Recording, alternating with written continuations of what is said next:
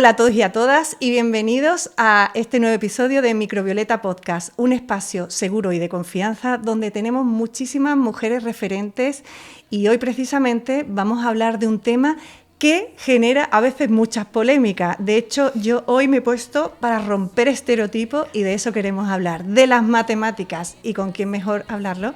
Con nuestra querida Clara Grima. Así que comenzamos.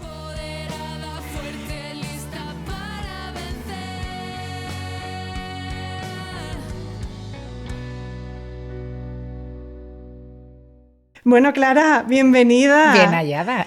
Bien hallada. Qué ganas teníamos de que estuvieras aquí. Ay, gracias. Porque de verdad que en este podcast que lo organiza y lo patrocina la Delegación de Igualdad del Ayuntamiento de Dos Hermanas, que hay que decirlo porque sí, claro, empujan muchas iniciativas que sean pedagógicas y sobre todo para que la audiencia, que no solo es nazarena y nazareno por Dos Hermanas, sino que ya es multitudinaria, pues aprendamos de mujeres referentes. Y obviamente, Clara, tú eres ya una divulgadora muy famosa, no solo a nivel nacional, sino internacional. Bueno, hacemos lo que podemos. Y la verdad que una de las primeras preguntas, porque tengo un montón de preguntas que hacerte, sé que viene de otros podcasts, también quiero hablar que sé que también quieres hacer un podcast, que también me gustaría saber eso. El hito de ir a la luna. Sí. ¿Cómo lo siente, lo vive una matemática tan amante de las matemáticas como tú? Bueno, el hito de volver a la luna, bueno, ¿no? Exactamente. ¿Pero se fue alguna vez? Hombre, por supuesto. Yo, cuando me dice alguien, ¿pero fuimos o no fuimos? Digo, vamos a ver, allí hay un espejito. Ahí hemos puesto espejitos en la luna que nos permite medir constantemente, lanzando rayos láser, la distancia entre la Tierra y la luna en todo momento. ¿Y quién ha puesto los espejitos? ¿El extraterrestre? O sea, están allí, lo hemos puesto en algún momento. Pues evidentemente a mí todo lo que sea un avance en el descubrimiento científico y humano y ético me parece una maravilla, y entonces el salir al espacio, no solo salir al espacio, sino a lo mejor el descubrimiento incluso mucho más cotidianos y más cercanos, me parece, pues, es la celebración de esto del conocimiento, ¿no? Que al final yo, una de las cosas que mantengo siempre es que aprender es la sensación más poderosa para el ser humano, o sea, por encima, yo digo, está del sexo, porque cuando tú encuentras algo y lo aprendes, eso se queda para siempre, dura incluso más que un orgasmo, y además un orgasmo tiene cualquiera, pero descubrir tú algo, eso no lo hace todo el mundo, ¿no? Qué bueno. No, ya en serio, pues es como una celebración del conocimiento que en los tiempos que corren pues hace mucha falta, ¿no? A mí lo que me ha dolido del último viaje alrededor de la Luna ha sido la hipocresía, ¿no? de la administración Trump, que estaba por un lado celebrando y presumiendo y enorgulleciéndose de los avances de la NASA, y por el otro lado está recortando los recursos para los científicos, claro, y para la científica. De hecho, a uno de los matemáticos más importantes de la historia, y por supuesto el más importante que tenemos vivo, Terence Tao, que está allí en Estados Unidos, le ha recortado casi, no me acuerdo, más de la mitad de su presupuesto. Entonces, eso es lo que me estaba molestando, ¿no? Decir, bueno, era la celebración del conocimiento, pero en bocas de algunos pues era una hipocresía absoluta, ¿no? Porque cada vez que hay un avance científico de este tipo hay mucha gente de la calle que te dice, bueno, ¿esto para qué sirve? Lo que tienen que hacer es acabar con el hambre en el mundo o acabar con la crisis climática y tal. Digo, pero cada vez que hacemos un avance científico de este tipo se generan muchos conocimientos y muchos avances que luego van a nuestro día a día y no nos damos cuenta. De hecho, hay muchos beneficios. Yo soy poco entendida porque yo vengo de la rama de ciencias económicas y empresariales, pero sí que es verdad que las investigaciones sobre el cáncer también, claro, muchísimas investigaciones que no nos podemos imaginar que yendo precisamente con toda esta investigación de poder llegar darle la vuelta hasta la luna, efectivamente. Y es como, hay muchas investigaciones que se hacen a lo mejor para cosas. Una de las cosas que me da mucha pena de la ciencia, pero que es cierta, es que cada vez que intentamos matar a más gente y mejor, y más rápido, descubrimos cosas que salvan a la gente, pues la energía nuclear, ¿no? Claro, vamos a hacer la guerra lo más eficiente posible. Entonces, evidentemente fue una catástrofe, una de las cosas, el episodio histórico más vergonzoso de la historia de la humanidad, uno de ellos. Vaya. Pero que ahora lo usamos para curar el cáncer. Entonces, la carrera espacial, que es más bonita, es una carrera espacial que nos da también, evidentemente investigamos porque queremos ir a la Luna, porque queremos conquistar Marte o porque queremos salir al espacio exterior, porque somos, como dice un amigo mío, unos monos sin pelos que quieren entender muy bien el mundo donde han caído, ¿no? Pero también luego dan esos avances que se hacen en ese sentido y solo para ese, o solo con ese objetivo en la cabeza en principio, o solo con el objetivo de matar a gente, en el caso de la guerra, al final todos los descubrimientos científicos, independientemente del objetivo inicial, acaban repercutiendo en la vida cotidiana porque hemos descubierto más ciencia y tenemos más conocimiento sobre todo. De hecho, incluso hablando justamente de esto, es incoherente a veces hacer un descubrimiento, como estabas tú diciendo, de qué bonito llegar a algo tan fantástico, pero también se tiene ese miedo de llegar a algo que, como por ejemplo lo que comentabas antes, ¿no? Lo de, sí, por ejemplo, las bombas atómicas, ¿no? Sí. Qué pena que la matemática o la física pueda llegar a este punto. Efectivamente. Bueno, eso es una de las... hay una frase muy, muy potente, que ojalá la hubiera dicho yo porque es muy chula, pero la dijo Edward Frenkel, qué coraje. Así que es de Edward Frenkel y al César lo que es del César. La dijo hace unos años en una entrevista que le hicieron precisamente en España. Estaba Edward Frenkel, es un profesor de matemáticas, es matemático de la Universidad de Berkeley y estaba de promoción de uno de sus libros aquí en España. Y dijo una frase que ya digo que es maravillosa, que dice, hay una élite que controla el mundo y lo hace porque sabe más matemáticas que tú. Y es verdad, ¿no? Porque ahora mismo con la tecnología y bueno, es verdad, si viste la toma de procesión, bueno, también era una procesión. La procesión, sí, la procesión de Trump.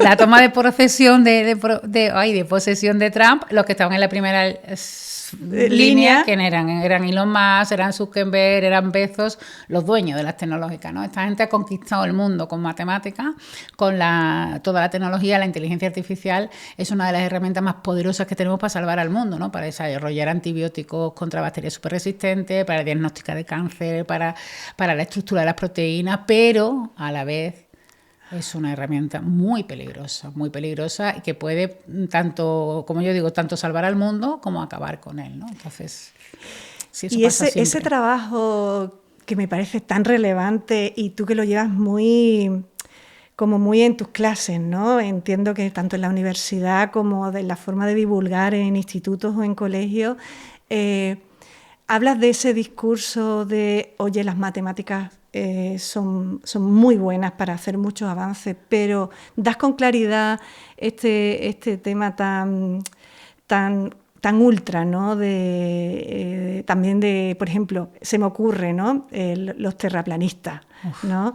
Poca broma con los terraplanistas, también te digo. Claro, ¿cómo tú combates? Oye, la matemática es tan divertida, es tan buena, pero ojo que os puede llegar de las redes sociales este discurso, redes sociales o alrededor, sí, que no redes sociales que sí, no tienen que ser tecnológicos, sí, sino a través de la televisión o de la familia, este discurso tan ultra, ¿no? Pues un poco también, eso viene, es un poco lo que te decía antes, es que con matemáticas tú controlas el mundo. Lo de los terraplanistas es muy serio. Yo me reía al principio, cuando empezaron a haber congresos terraplanistas, pero la gente es imbécil, ¿o qué? O sea, porque te ríen, ¿no? Claro. Porque tú siempre estás en el lado guay de la isla, ¿no? Y los imbéciles son los demás, ¿no? Tú. Y yo digo, bueno, ¿cómo puede haber tanta gente imbécil, de verdad? Y luego te pones a pensar y digo, no puede ser que todos los imbéciles estén en el mundo desarrollado, ¿no? ¿Qué pasa? ¿Que en África y en otros sitios no hay imbéciles o tiene que ver con otras situaciones? Y luego yo no me río, ¿no? Porque si tú eres capaz de convencer a tantísima gente funcional que vota de que la Tierra es plana, a partir de ahí ya le puedes convencer de lo que te dé la gana. O sea, ya te has roto la baraja, ¿no?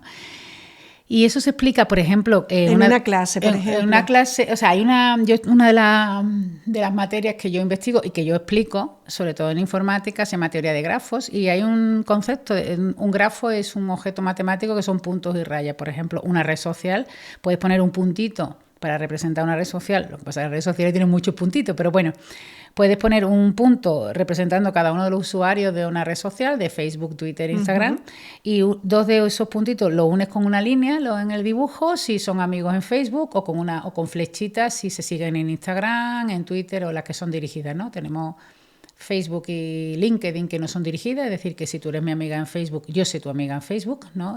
No hay seguimiento, hay amistad. Y en LinkedIn igual, tú te conectas a alguien con LinkedIn y estáis conectados. Y luego están las dirigidas que son pues Twitter, que yo te sigo, o Instagram, o todas las demás. Bueno, en cualquiera de eso es un grafo, ¿no? Si son con líneas se llaman grafos, y si en lugar de línea tiene flecha, pues porque la gente se sigue, yo te puedo seguir a ti, tú no a mí, ¿no? Y tienen flechitas, los representamos con flechitas, se llaman grafos dirigidos, pero son grafos. Bueno, pues hay un concepto de teoría de grafos que se publicó en 2016, Cristina Lerman, una investigadora en teoría de grafos y su equipo, y que ellos bautizaron como el espejismo de la mayoría, que esa es una cosa impresionante, o sea, es una cosa que de verdad sabíamos que pasaba, pero que no podíamos comprobar. Un efecto en redes sociales no nos referimos solo a las virtuales, ¿no? A Twitter, Instagram, Facebook, sino un instituto es una red social, un pueblo es una red social, una caseta de la feria es una red social, ¿no? Siempre las redes sociales son grupos sociales.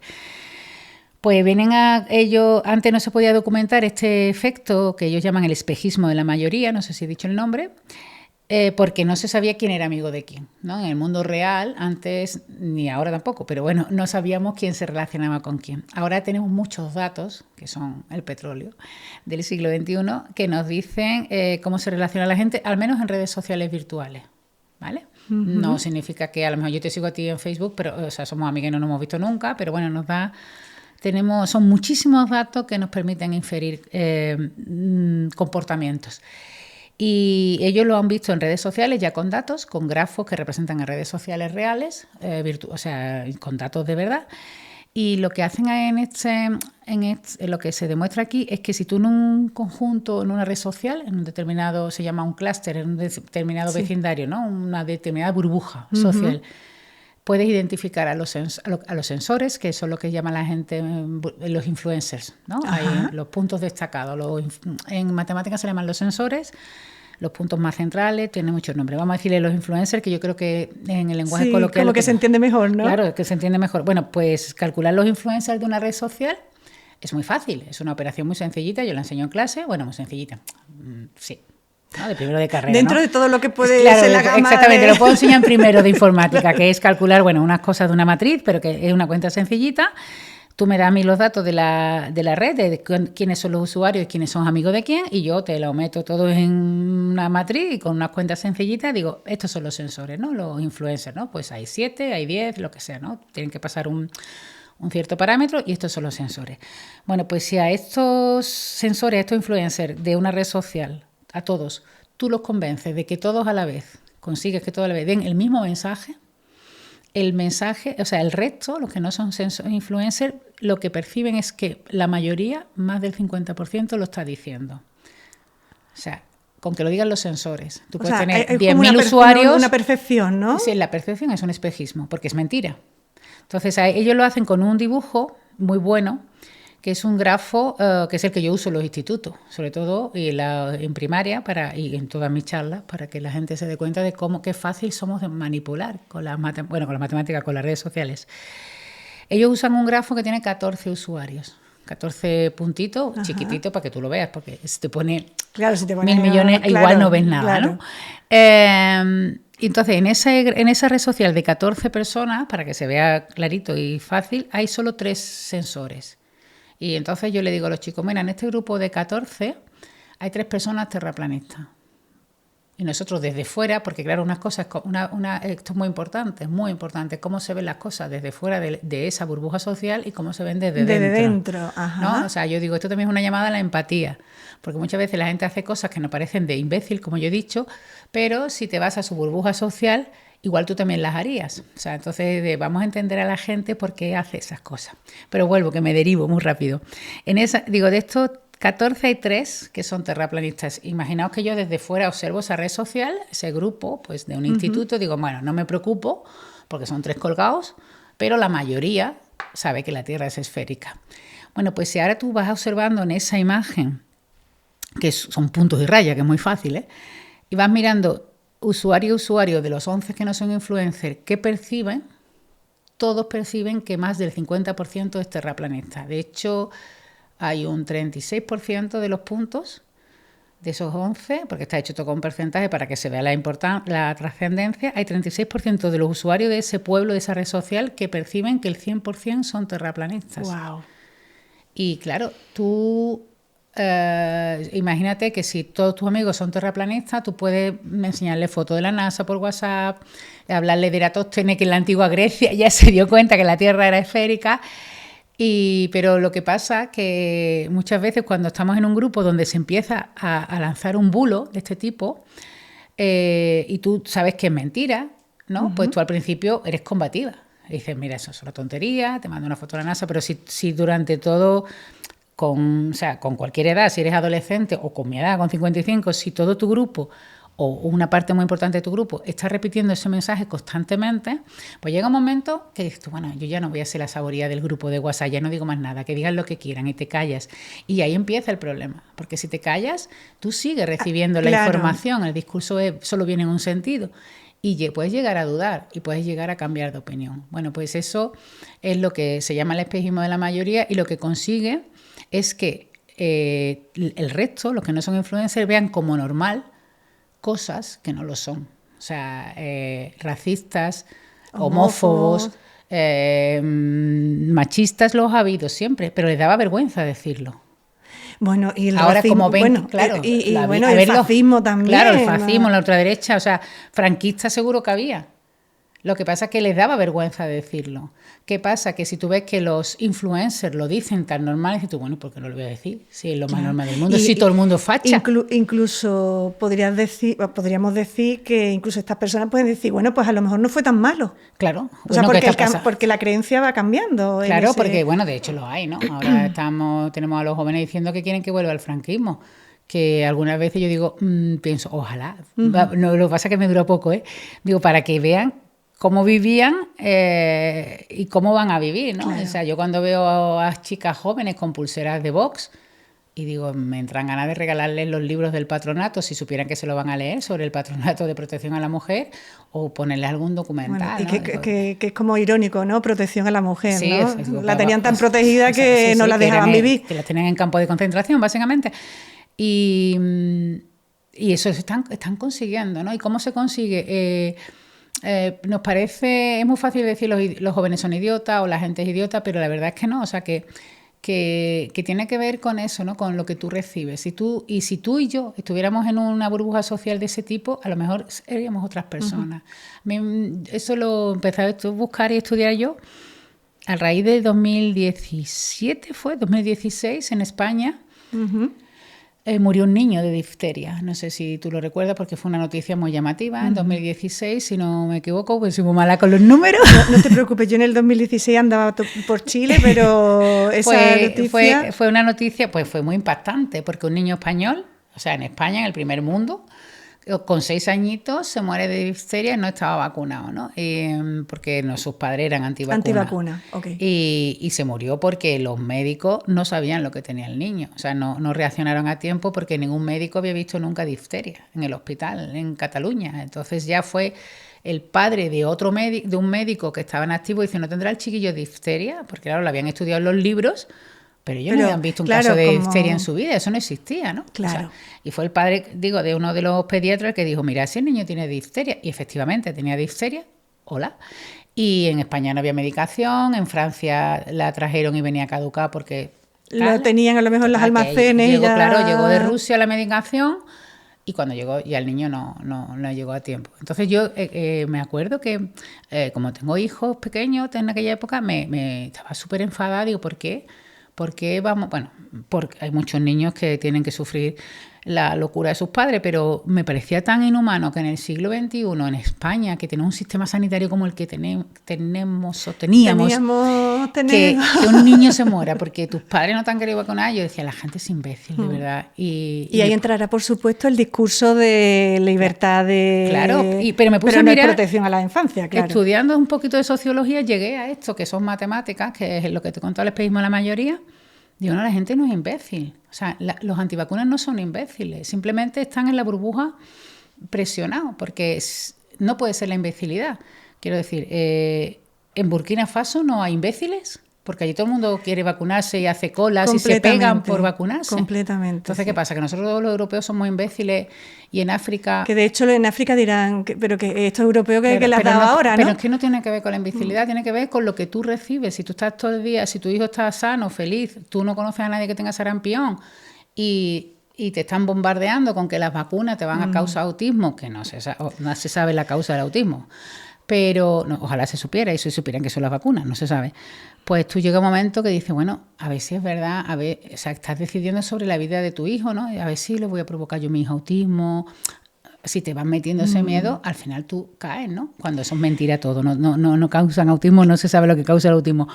Pero, bueno, lo que te decía es muy fácil convencernos a cualquiera, ¿eh? O sea, es que es tan interesante porque, claro, de la matemática hemos pasado a la sociología y a lo que le está pasando lo que le está pasando, lo que está pasando a nivel mundial.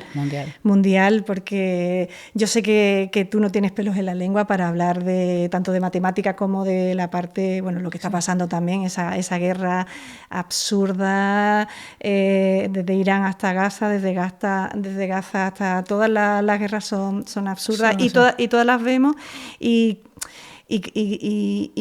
que esos discursos vengan de gente que antes se manifestaba contra la guerra y ahora es como, bueno, es que tendremos que ser más amigos de Estados Unidos. Es que no es cuestión de ser amigos de Estados Unidos o no serlo, sino que tenemos que construir una sociedad y estamos construyendo una sociedad debajo de un relato que es, bueno, el propio trans se cree Dios, ¿no? Sí, bueno, entonces, claro, a partir de ahí, que ya se enfada hasta con el propio Papa, ya sea tus creencias religiosas, más allá es algo increíble. Fíjate, o sea, trans es como una puta cabra, con perdón, pero a mí yo creo que hay más gente más peligrosa a los que no conocemos, ¿no? Como decimos, los que están en la foto, evidentemente este hombre es un psicópata, pero yo le tengo más, digo, tiene que haber más gente en la sombra, o sea, es muy fácil manipular al mundo. De hecho, ya lo hizo, ¿no? Lo hizo Goebbels en el siglo XX, tenía una radio, no tenía ni Twitter, ni Instagram, cuéntanos esa historia. Goebbels fue el que convenció a todo el mundo con la propaganda nazi, ¿no? Hay un libro de... Ay, se me ha olvidado, Stefan Zweig, que debería ser obligatorio en todos los institutos, si leyeran, que se llama, ¿cómo se llama? El mundo de ayer, las memorias de un europeo, que te va contando el periodo entre guerras como sus amigos, un poco el espejismo de la mayoría, pero sin hablar de matemáticas, ¿no? Como poco a poco sus amigos intelectuales, que claro que eran todos como progresistas, se van haciendo nazis.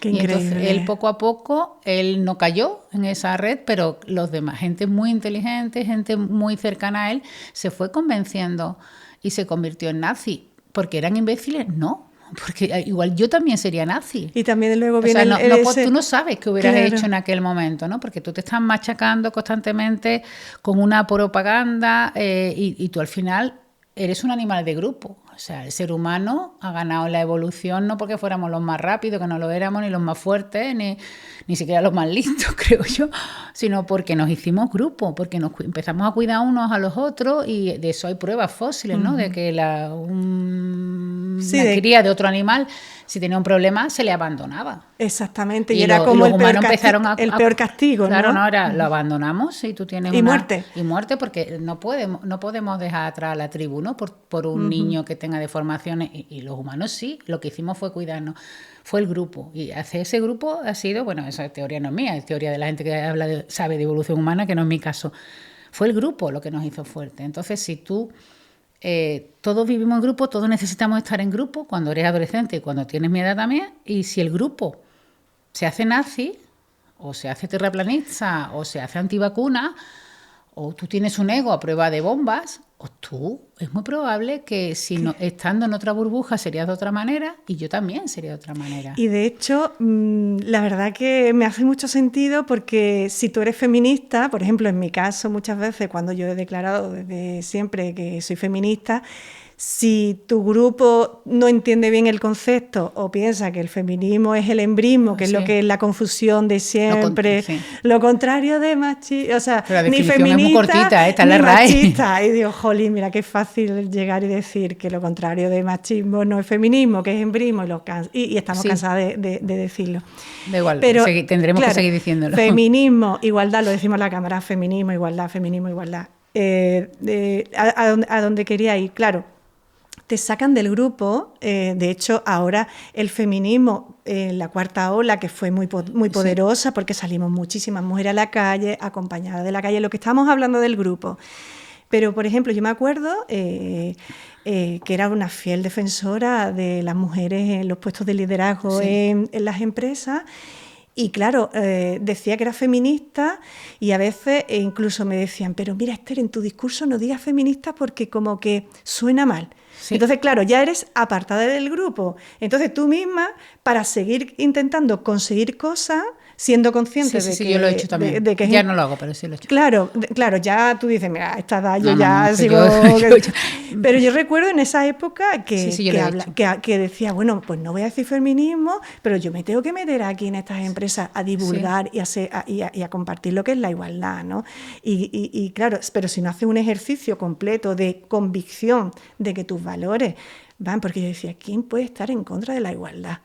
Pues lo hay. Pero por el simple hecho de que el feminismo viene de fem, de mujer, y claro, desde el patriarcado nunca puede estar la mujer en igualdad, sino que el hombre siempre ha tenido que... Pero la historia que nos volviendo atrás en muchos terrenos. Yo antes me pasaba como a ti, ¿no? Porque también intuía y también veía que si utilizas el término feminista, pues ya hay gente que saca las uñas y deja de escucharte. Y digo, bueno, yo lo que quiero es que me escuchen, ¿no? Y a mí lo que me interesa es que me escuchen, sobre todo cuando voy a centros no universitarios a dar charlas y voy a hablar de, bueno, sobre todo porque en el caso de la carrera de matemáticas se está perdiendo mucho porcentaje, está bajando muchísimo el porcentaje de chicas que estudian matemáticas desde los años 2000, una cosa muy escandalosa. Wow. Y yo lo que quiero es que vean las posibilidades que tiene una mujer al estudiar matemáticas. No estoy diciendo que todas estudien matemáticas, pero que se lo planteen, porque yo cuando era pequeña no quería ser matemática y me dice la gente, ¿por qué? Digo, porque no sabía que era una profesión. O sea, ¿cómo voy a decir yo a una chica, yo quiero hacer matemáticas? Pues si no conocía ninguna matemática. Claro, ¿y qué va a ser maestra? Si en mi familia no había ido nadie a la universidad, los primeros que hemos ido a la universidad somos mi hermano y yo. O sea, no sabía ni que existía la universidad. Yo en mi barrio no sabía ni que existía una cosa que se llamaba la universidad. Posiblemente de verlo en las series americanas, que sí había, que no me acuerdo, supongo que sí que había, pero tampoco sé también. Entonces, yo digo, bueno, el discurso es, vamos a enseñar lo chula que son las matemáticas, la gente que se dedica a matemáticas. En este país hay matemáticas jovencísimas, potentísimas, vivas, que también hay que hablar de la científica viva, no solo de las muertas, que hacen cosas impresionantes. Pues está María Rosa, que trabaja con el cáncer, Begoña Vitoriano, que trabaja en distribución de ayuda humanitaria, todo con matemáticas y tal. Y digo, y yo intentaba no decir la palabra feminista para no perder a algunos oyentes. Pues yo ahora la digo más. O sea, yo digo, es que hay que darle el valor que tiene. Es que feminismo es una palabra muy bonita. Es que feminismo preciosa. Es igualdad. Entonces lo que hay que hacer es decirla más para que la gente se acostumbre a que eso es igualdad. Yo estaba una vez en un instituto en primero de la ESO, que son unos moquillos, son muy chiquitillos, dando una charla, y yo estaba hablando de Sophie Germain, que es una de mis matemáticas favoritas, y contando la historia de Sophie Germain, además así un poco para niños, porque son niños de primero de la ESO. De hecho, Sophie Germain era francesa, y tenía 13 años cuando la Revolución Francesa. Yo decía, mira, qué bien, pues ahora llega la Revolución Francesa, todo en plan medio cómic, ¿no? De liberté, égalité, fraternité. Yo decía, pues la égalité es un mojoné. Y salía una caca o sea, ese era el tono, ¿no? Un mojoné, porque tal. Y todo así como muy de broma. Y luego el final, porque esa charla la doy muchas veces, bueno, y afortunadamente ahora mismo sí que hay egalité, no sé cuánto, y sí que podemos estudiar las niñas lo que queramos, ¿no? Bueno, pues me salta un alumno de 12 años, que creo que tiene eso. ¿Tú qué eres, feminista?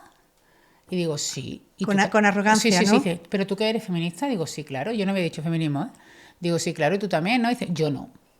Digo, ¿tú no eres feminista? Y dice, no. Digo, entonces ¿tú crees que ella, una compañera, tiene menos derechos que tú? Y dice, no. Digo, entonces eres feminista. No. Digo, ¿tú crees que ella y ella, sus compañeras, ¿no? Digo, ¿tienen los mismos derechos que tú? Dices, claro. Digo, entonces eres feminista. Y dice, no, total, que como tenemos pizarras digitales en los institutos, me meto en internet, pongo la RAE, feminismo, a favor de la igualdad. Digo, mira, a ver, si estás a favor de la igualdad, es feminista. ¿Estás a favor de la igualdad?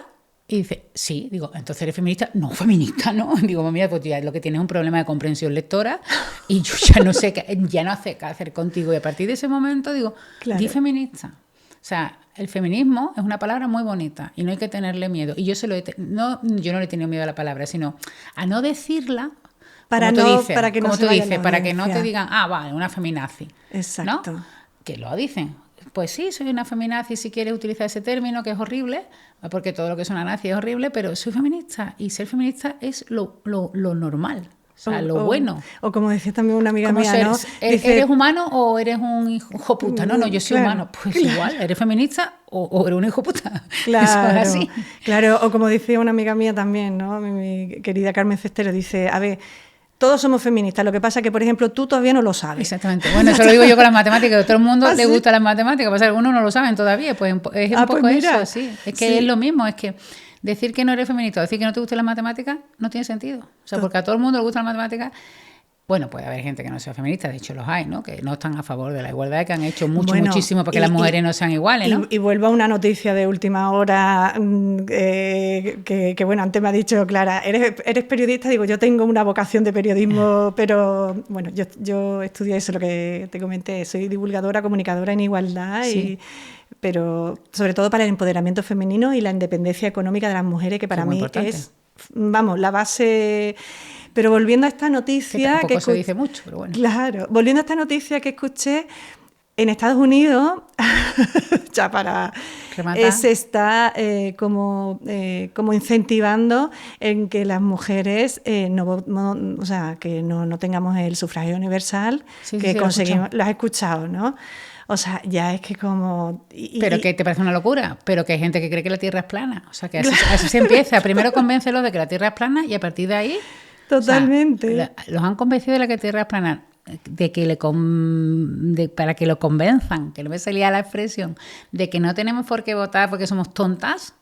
Pues a lo mejor no te extraña, ¿eh? O sea, que están convenciéndolos de cosas muy buenas, o de que nos fumigan con los chemtrails, con la condensación de agua de los aviones. Las gafas amarillas. Iba a decir doradas, por ponerle. Y tú dices, a mí, antes yo nunca no me gusta reírme de la gente, de verdad. Yo me enfado con la gente. Pero ya digo, ostras, es que ya lo que me da es miedo, porque... Como que son muchas cosas que eran muy coherentes y que... si lo convences de eso, ya son tuyos, ¿no? Uh-huh. Que lo de la moda esta de la trans wife, o las mujeres de alto valor, el body count, que te cuentan con cuánta gente te ha costado y eso te da un valor o no. De verdad, estamos volviendo aquí. Entonces tú, al principio, la primera vez que lo escuches, te sonríes de medio lado como diciendo, que es tan fatal. Pero cuando ves que eso... rápidamente, siempre se ha hecho, porque ya digo, en el siglo XX Goebbels convenció a todo un país avanzado de que los judíos eran dignos de ser matados en gaseados, y no tenían redes sociales, ¿no? Pero ahora además tenemos las redes sociales. Y lo estamos viendo todos los días. Las redes sociales, y algunas son privadas, porque el Telegram o los grupos de WhatsApp son más peligrosos que Twitter. Totalmente. Y bueno, todas las noticias, volvemos a las noticias que salen. El Rape Academy. No sé si la has escuchado. No Rape Academy es una... la academia, la academia de violadores para... Que tenía millones de usuarios. No sé si millones o billones de usuarios. Una cosa pues bestial. Fíjate que poco ha salido eso en primeras portadas. O sea, como no... Para que la gente... O el caso Epstein en España, que hay periodistas que están ya en tratamiento psicológico después de leer los papeles de Epstein.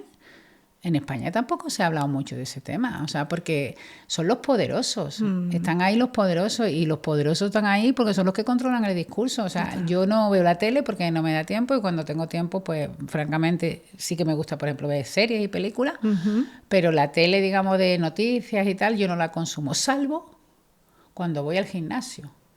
Ajá. Que entonces las cintas de correr, allí hay unas pantallas, yo llevo mi móvil, me suelo poner un podcast. Ajá. Escuchen podcast, que es lo mejor del mundo. Eso, Escucha podcast eso. para cocinar, para hacer gimnasia. Pero está la tele puesta y la tele es un agujero negro, ¿no? Te absorbe y ya te ha cogido. Ajá. Y yo me quedo embobada y como tienen los subtítulos para que lo vayas leyendo, y entonces eso es increíble. O sea, cuando tú estás viendo, yo me pongo Antena 3, Tele 5, sobre todo Antena 3, de verdad debería estar cerrado, porque una cosa es opinar, distinto a mí, y otra cosa es decir mentiras, que dicen mentiras una detrás de otra que son fácilmente comprobables todas, porque tenemos un acceso a la información más que nunca y nos están engañando más que nunca también. Antena 3 y Canal Sur, yo me acuerdo cuando estaban dando las noticias de los cribados, allá por octubre, en Canal Sur estaban dando la noticia, porque es que no tenían más narices que darla, y debajo, en la cartela que venía acompañando a la noticia, o sea, la noticia la estaban dando en imagen, y la cartela hablaba de una ayuda que había aprobado la Junta de Andalucía para las mujeres. O sea, pero digo, qué poca vergüenza. Claro, de hecho, yo o sea, siempre... como intentar como... Entonces, ellos controlan los apagarla. medios, y si tienen controlan los medios, evidentemente hay una generación que no está ahí, que está en TikTok, que es peor. Pero hay una generación, la de nuestros padres, que está ahí. Y es muy difícil, o sea, mi hermano y yo nos dedicamos a desmentirle a mi padre y a mi madre noticias falsas, que afortunadamente ellos tienen unos hijos que se las desmienten, pero si no, otras parejas que no tengan unos hijos que se las desmienten, tienen que vivir acobardados, los pobres, asustados. Totalmente. Y claro, y buscando un salvador que vendrá de la extrema derecha, por supuesto, ¿no? Entonces, de hecho, yo en el gimnasio, al chico del gimnasio, cuando me bajo de la cinta de correr y eso, me dice, ¿ahora qué vas a hacer? ¿Abdominales? ¿Vas a hacer peso? Digo, no, voy a Vox, apuntarme a Vox rápidamente. Digo, porque o me quita Antena 3 o me afilio a Vox, ¿no? Entonces, es muy difícil escapar de todo eso, y es muy peligroso. Y eso le acompaña el algoritmo, que es otra de tus grandes, matemáticas puras. Sí, hablaste de los grafos, que por cierto, me compré los 2 libros. Que son chulísimos. Que son chulísimos. Este como que es súper entretenido, rápido. Yo llamo de canapés, ¿no? Las máquinas, hablando de matemáticas, que las matemáticas te acompañan, como que utilizas unos titulares muy de película, pues, ¿no? Sí, pues fue un poquito de casualidad, porque este libro se publicó primero en Francia. Porque, ¡anda! Sí, fue la editorial Planeta, se lo compró a la editorial francesa, porque una editorial francesa, yo tenía blogs y tenía mi podcast también entonces, con Enrique y Alberto, y entonces me contactó que querían hacer un libro de matemáticas con canapés matemáticos, ¿no? Con temas así contados como con historieta, pero sin profundizar demasiado, ¿no? Para todos los públicos. Y lo hicimos, yo lo hice en español, lógicamente, lo escribí en español, ellos lo tradujeron y lo publicaron en francés con un título que se llama Je fais des maths l'ensemble chaussures, que significa yo hago matemáticas mientras me amarro los zapatos. Y entonces Planeta lo vio en una feria, creo, no me acuerdo qué feria fue, una feria del libro, y lo compró. Y entonces ya claro, o sea, que vino al revés. Fueron los españoles que compraron a los franceses, y cuando había que editarlo en España, pues me reuní con Francisco Martínez Soria, que era el editor, y decía, bueno, vamos a cambiarle el título, porque este título, yo hago matemática amarrándome los zapatos, es muy francés, pero aquí no va a pegar, ¿no? Que al fin y al cabo muchos libros se compran por la portada y por el título, ¿no? Y si eres influencer, pues también da igual la portada del título, porque están los influencers vendiendo libros. Y los dos sentados, y entonces hay un capítulo donde se habla de dónde te tienes que poner en la cola del cine para avanzar más y menos. Bueno, son pequeños trucos y tal.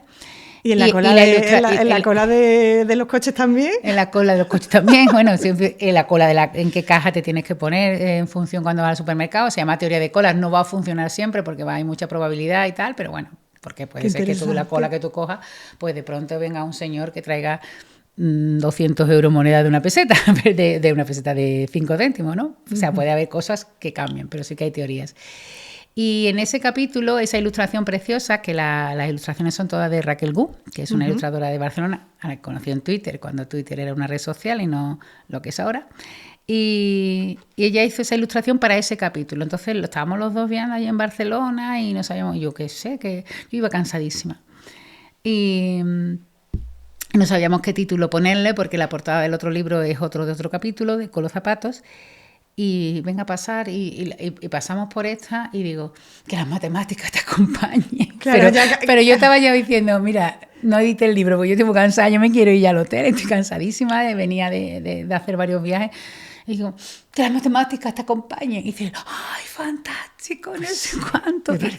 Y entonces cambiamos la portada por esta. Y a partir de ahí, cuando venía el segundo, que yo sabía que iba a ser de grafos, bueno, cuando me pidieron que hiciera el segundo, los de Ariel, porque es Grupo Planeta, pero dentro de Ariel, me decía un libro, digo, de grafos, que me acuerdo que ahora el editor era otro, ay, me va a matar, Emilia Albi. Porque yo ¿Qué memoria tienes? Claro, porque yo trabajo mucho con los editores y como es un trabajo que ellos hacen también con mucha pasión, pues me gusta darle el lugar que tiene. Pues Emily me decía, ¿de grafos? Es que de grafos. Digo, pues mira, yo el libro lo voy a sacar de mi tiempo libre. Y yo voy a sacar el tiempo si es para grafos, si no, es que no saco el tiempo, porque a mí escribir un libro me deja exhausta.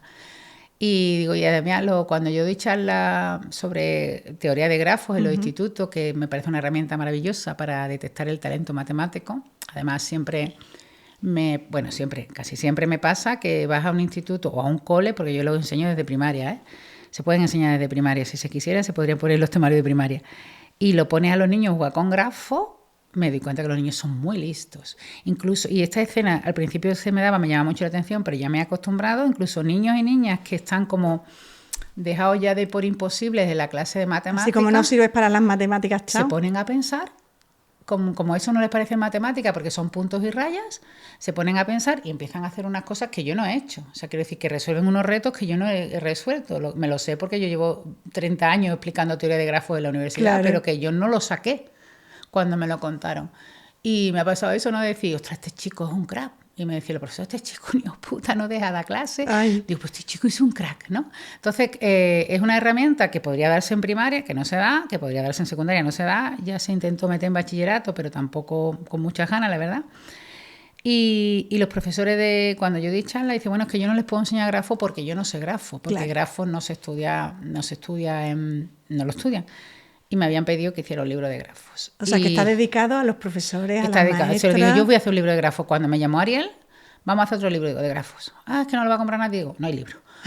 Porque si no, yo soy coherente con lo que digo que no hay libro. Digo que estoy muy cansada. Digo, solo haría el esfuerzo porque tampoco es que yo venda tantos libros como Pérez Reverte. O sea, tampoco me voy a ganar esto. Y lo hicimos y ya tenía mucho éxito. Y entonces cuando íbamos a poner el título, como ya estábamos con el peliculerismo, Raquel y yo, que lo hacemos todo, o sea, la parte, digamos, creativa, yo lo hago con ella, que es artista, yo solo soy matemática, pues no sé cómo dice, salió, creo que se me ocurrió a mí, pero busca el grafo perdido. Y ella, vale, te dibujo como Indiana Jones buscando un grafo, buscando el grafo perdido, tenía el sentido de, ostras, los grafos son del siglo XVIII, quiero decir que no los he inventado yo en el siglo XX. Todavía no te ha dado tiempo meterlo en el programa educativo de las matemáticas. Ostras. O sea, que estamos hablando de una cosa tan evidente que a los niños les encantan, que tienen un potencial y que les permite, o sea, hacer cuentas, está bien en primero y ya está. Pero aprende a dividir con 3 cifras, aprende a hacer la raíz cuadrada, ¿eso para qué sirve? Eso no sirve para nada. Eso lo hacen las máquinas. Claro, porque exactamente, tú puedes decir que lo puede hacer una calculadora, claro, ¿no? O sea, pero tienes que enseñar a pensar. Claro. A pensar. Y es que los problemas de grafos son más difíciles que dividir por 3 cifras, porque tienes que usar la lógica, la intuición, tienes que buscar... O sea, son más difíciles, no estoy diciendo que sean más fáciles. Y ahí podemos enlazar lo que es la matemática del pensamiento, que es toda la parte de la curiosidad, la creatividad, al pensamiento crítico. Claro. Porque al final es una cosa que enlaza con la otra, ¿no? Por supuesto. O sea, con ese análisis también de todo lo que tiene que hacer. Yo siempre digo, la carrera de matemática, cuando me dicen, ¿tú qué aprendiste la carrera de matemática? Digo, de no creerme nada.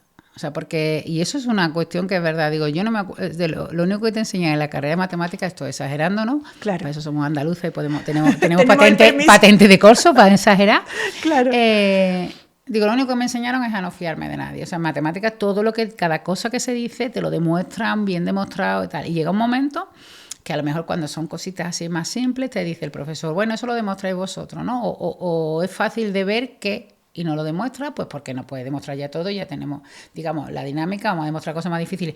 Los alumnos nos quedamos todos así, como diciendo, ¿será verdad o será mentira? Y digo, o sea, que te crea ahí una especie de duda. Y enseñar matemáticas es enseñar pensamiento crítico, porque como todo va demostrado, cuando algo no se demuestra, bueno, al nivel de, claro, cada cosa es un nivel, ¿no? Teniendo en cuenta el nivel de que estás... Los niños aprenden a ser críticos. O sea, hay un teorema que está en el libro de los grafos, que es muy famoso, se llama el teorema de los 4 colores, que dice que tú puedes, que tiene que ver con grafos, pero que se puede contar con mapas, que dice que tú coges cualquier mapa político, o sea, por provincias del mundo, me encantaba hacer eso. Real o inventado, o sea, puedes coger el mapa de España, puedes coger cualquier mapa del mundo, con provincias, dividido en provincias. Ya digo, real o inventado, y tienes que colorear las provincias, colorearlas de tal forma que si 2 provincias comparten frontera no pueden llevar el mismo color. Ajá. Porque claro, cuando tú pintas un mapa político, difícil, ¿no? Es una, claro, pero lo que estás dando es información. Si tú al colorear el mapa de España pintas Sevilla y Huelva del mismo color, la información que estás dando es que es la misma provincia. Claro. ¿No? Entonces tú, para indicar que hay 2 provincias diferentes, pues Huelva a llevar un color y Sevilla otro. Pues eso es lógica, ¿no? Bueno, pues si haces eso, si coges el mapa que cojas del mundo, inventado, real, de provincias, tú lo puedes hacer con 4 colores. Solo necesitas como máximo 4 colores. O sea, por muy enrevesado que el mapa. Me imagino ahora toda la audiencia buscando un mapa de España. Para hacerlo. España necesita, porque, por ejemplo, Andalucía se puede hacer con 3, pero España necesita 4. Pero lo que no hay es ningún mapa, o sea, los hay de 1, pues es una isla, de 2, los hay de 3 colores. El mapa de la Comunidad Autónoma Andaluza se puede pintar solo con 3 colores. España necesita los 4, seguro. No se puede pintar con menos de 4, también se puede demostrar matemáticamente, pero no hay ninguno que necesite 5. Bueno, pues yo eso cada vez que lo cuento a los niños digo, cualquier mapa del mundo se puede pintar con 4 colores. Nunca falta el niño que dice, ¿tú qué sabes? ¿Tú lo has probado todo? Y digo, es que es a la profesora doctora en matemáticas. No, pero está muy bien, pero tú los has probado todo. Es como cuando yo le dije a mi hijo, pues el número pi no se puede poner como una fracción. No hay 2 números que al dividir, 2 números enteros. ¿Y tú qué sabes? Y tú lo has probado todo. Entonces, las afirmaciones matemáticas así de teoremas a los niños les provoca, porque a los niños no les gustan las imposiciones. Entonces, el alimentar eso de, pues tienes razón, vamos a intentar probarlo. Evidentemente hay cosas que se pueden probar y cosas que no. El teorema de los 4 colores costó 100 años probarlo, pero le puede dar pistas de cómo intentar ver que eso es verdad, ¿no? Les provoca mucho. Más que aprender a dividir por 3 cifras, que eso no ha provocado nunca a nadie. Porque ya te crea la curiosidad de decir, voy a ver si esto tengo que comprobarlo yo mismo para yo misma. En una clase, cuando yo salía el recreo, o sea, sonó el recreo, yo me iba corriendo para la universidad y me voy, que tengo clase, y me mandó la profesora una foto de los niños, los hijos de la gran, todos intentando buscar un mapa. Dice, aquí están todos intentando encontrar un mapa que necesite 5 colores. Estoy seguro que más de uno buscaría en la IA. No, pero bueno, da igual porque es imposible. Y la IA, loca perdida. Bueno, eso, todavía no estaba tan esto la IA. Y digo, eso es fantástico. O sea, darle una rotundidad a un niño que te dirá, ¿tú qué sabes, no? O sea, claro. Porque como no lo pueden demostrar, digo, eso es más interesante que un niño intente buscar un mapa que necesite 5 colores, porque ya va a empezar con geometría, con topología, va a empezar a utilizar un montón de herramientas de lógica humana, que eso no lo hace la calculadora todavía, la lógica humana, y que es mejor que esté desarrollando y estimulando la inteligencia humana, el ser un pillo, ¿no? O sea, la lógica, intentar saltarte el sistema, es más interesante que un niño aprenda eso que a dividir por 3 cifras, que lo hace una calculadora. Una calculadora no tiene inteligencia, ¿no? Yo creo que ahora mismo estamos todos un poco así como buscando un mapa que te Enrique buscando un mapa, estamos todos buscando un mapa para hacerlo. Yo lo voy a hacer con mis sobrinos a ver cómo se les da. Le encanta. Con mis hijos me sorprendí porque mi marido y yo, el padre de mis hijos y yo, somos los 2 matemáticos, y nuestros hijos son muy, muy, muy nerviosos. Bueno, ya son adultos. Y una vez en una pizzería de estas que te dan un papel para que los niños pintarraqueen y hagan pasatiempo mientras viene la pizza, pues ya se lo hicieron. Y ya se van a dar por saco a la otra mesa, y el padre le dio la vuelta y empezó a hacerle cosas de grafo, ¿no? Que él también trabaja en grafo. Y los 2 mirándonos cómo respondían nuestros hijos, y dijimos, ostras, qué listos son nuestros hijos, ¿no? Y pensamos, bueno, claro, que tú sabes, la madre, el padre y la madre que tiene. Y yo decía, a mis compañeros, que mis hijos con los grafos son una cosa, hasta que fui a un cole. Y me di cuenta que no era, o sea, 2 cosas. Primero, que a los niños les encantan los grafos, y segundo, que mis hijos no son tan listos. O sea, que los niños son muy listos porque tienen la cabeza muy libre, tienen el pensamiento lateral, y cuando tú sabes muchas matemáticas y te dan un problema de matemáticas, tú intentas utilizar las matemáticas que sabes para resolverlo, pero ellos no saben matemáticas, entonces usan la lógica. Y no tienen el prejuicio ni el miedo de decir, bueno, si me equivoco, pues ya está, que eso realmente debería de estar en las aulas muy definido, porque además También el tema de las niñas, ¿no? Lo que tú has dicho, ¿no? Que es un tema que me encanta que también lo saques a la palestra porque es fundamental, porque necesitamos niñas también que tengan esa ansiedad, no esa ansiedad, esa curiosidad, esa ambición, quería decir, esa ambición y esa curiosidad por las matemáticas. Bueno, pues yo te voy a mostrar 6 colores. Vale. Te voy a mostrar 6 colores porque hemos hablado de matemáticas, hemos hablado de política, hemos hablado de sociología, hemos hablado de grafos, hemos hablado de un poquito de algoritmos, hemos hablado de las redes sociales. Yo te quería preguntar el tema de las frutinovelas, no sé si lo has visto, que también son mensajes. He visto poco porque me ha molestado, o sea, cuando no deberían haber puesto la cartela de estas imágenes pueden herir tu sensibilidad. He visto a un plátano, creo, pegarle una fresa, una hostia, y he dicho, ostras, es que me ha molestado, y digo, esto es lo que están viendo, pero y luego el poquito más que he visto, ¿de verdad les gusta? O sea, que independientemente del mensaje, es que es muy feo, da mucha grima. La imagen, pero evidentemente se están haciendo viral. Digo, estoy muy desconectada de los gustos de los chavales porque independientemente, ya te digo, del mensaje de que tú le pegues a una mujer y que la otra te suplique, que es lo que he visto así como arrastrándose. Es que además se llaman es muy feo. Se llaman frutinovelas. Es muy desagradable la imagen, ¿no? Que todas esas novelas y ese romanticismo que hemos intentado que se vaya cambiando y que esos estereotipos del amor tóxico y romántico.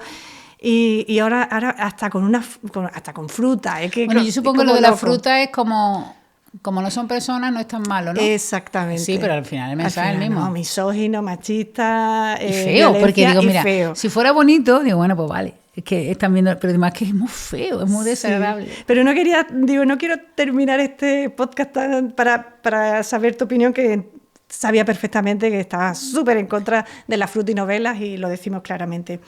Pues para ir cerrando, yo desarrollé dentro de mis posibilidades una metodología que se llama Virtudes y Fortalezas a través de la psicología de Martin Seligman, que es un psicólogo maravilloso, y habla de cómo si potenciamos y nos enfocamos en nuestras fortalezas.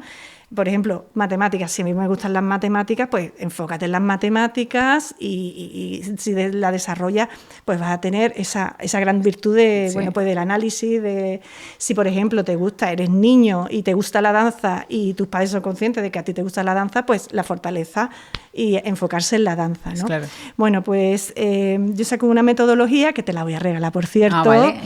Luego te mandaré el vídeo cómo es la metodología que he desarrollado. Se basa un poco entre lo psicológico y lo matemático, pero no tiene tampoco mucho análisis porque es más de elegir, ¿no? Sí. Y las grandes virtudes que desarrolla el autor, porque obviamente esto es una versión del autor, y por supuesto es un mensaje a las mujeres, ¿no? Sí, claro. Que todas tenemos virtudes y todas tenemos fortalezas porque es género femenino, entonces las virtudes y las fortalezas es para todos y para todas, pero era un homenaje a las mujeres. Entonces tenemos a sabiduría, tenemos a trascendencia, tenemos a coraje, tenemos a templanza, tenemos a la humanidad y tenemos a justicia. Y esto, bueno, yo lo trabajo en los institutos, un ilustrador chileno que es amigo mío y hicimos un trabajo, la verdad, que muy, muy bonito. Y entonces también lo distinguimos por colores, ¿no? Sí. Y bueno, yo tengo una metodología, pero cuando se lo entrego a los profesores o incluso psicólogas que me la han pedido y tal, pues como hazlo al azar, o sea, saca una carta, hoy vamos a trabajar la sabiduría, hoy vamos a trabajar, porque estos son virtudes y luego dentro de las virtudes están las fortalezas. Sí. Dentro de la sabiduría está la curiosidad, está la pasión por aprender. Entonces, hoy vamos a trabajar la pasión por aprender, ¿no? Sí. Pero como son muchas y están en este mazo que yo te lo voy a regalar, vamos a enfocarnos en las virtudes. Y quiero hacerte 2 preguntas para finalizar. Una de ellas, ¿cuál de esas virtudes, o puedes elegir 2, serían las más importantes para tú llevarlas a las aulas para explicar las matemáticas y sean atractivas? Pues bueno, la humanidad, por supuesto, porque es lo que yo siempre digo, que matemática son humanidades. Y no sé. Y la justicia, fíjate. Mira. Sí, porque es verdad que también con las matemáticas las matemáticas, como yo digo, no dependen del capricho humano, sino que son lo que tienen que ser y son más justas que el capricho humano. O sea, no, tú puedes cambiar la humanidad, porque las matemáticas se hacen para los humanos y por los humanos, y la justicia es porque las matemáticas yo creo que es la disciplina más justa en el sentido de que ahí no interviene nada. O sea, tú si quieres le puedes cambiar el guión con tilde o sin tilde, le puedes acabar con la frontera de un país como estamos viendo, ¿no? Y acabar con un país como puede ser Palestina. Puedes con tus bombas romper muchas cosas, pero el número 7 es primo.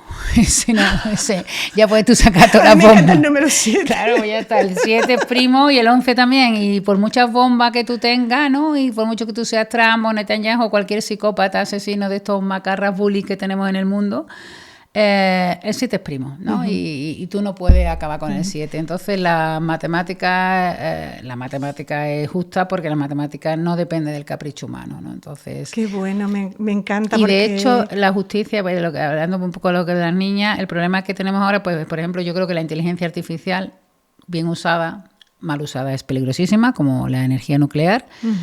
Pero bien usada puede repartir justicia en el mundo, y para esto hace falta que los que programen las inteligencias artificiales, los que trabajen, seamos diversos, que estemos todos representados, y ahí falta el 50% de la población, cada vez menos niñas estudiando matemáticas y no hay casi niñas estudiando informática, o sea que necesitamos las niñas, la visión femenina. Totalmente. La visión femenina, la visión de cualquier etnia, de cualquier orientación sexual, de cualquier religión. Mira que yo soy más atea que nadie, pero inclusivo. Todo el mundo, con todas sus sensibilidades. Todo el mundo, y que sea inclusivo, pero todo el mundo incluido. Hasta los de ultraderecha, o sea, todo ahí. Si lo haces todo por el bien de la humanidad, claro, pero y tenemos un problema de justicia porque de hecho ya se están detectando muchos sesgos algorítmicos porque no está la diversidad, no está representada en las grandes empresas tecnológicas que son las que de verdad controlan el mundo. Totalmente. Y ya la última pregunta, de las 6 virtudes, actualmente en tu día a día, ¿cuál estás necesitando? A ver, muestra la templanza. Estoy muy enfadada. Mira que yo intento ser positiva, también soy una llorona, ¿eh? O sea, yo soy una llorona, y sobre todo desde que estoy con la menopausia, que tengo las hormonas haciendo una rave, pero... no lo había escuchado. Ya tengo ganas de llorar otra vez, me cago en la madre, están ahí las hormonas, o al revés, ¿no? Me pongo a cantar, voy por los pasillos de la facultad cantando, que los alumnos me miran y me dicen, esta señora está loca, digo, no, estoy menopáusica, y me da igual lo que penséis, que eso es lo bueno de cumplir año, que me da igual lo que penséis. Claro. Pero estoy enfadada.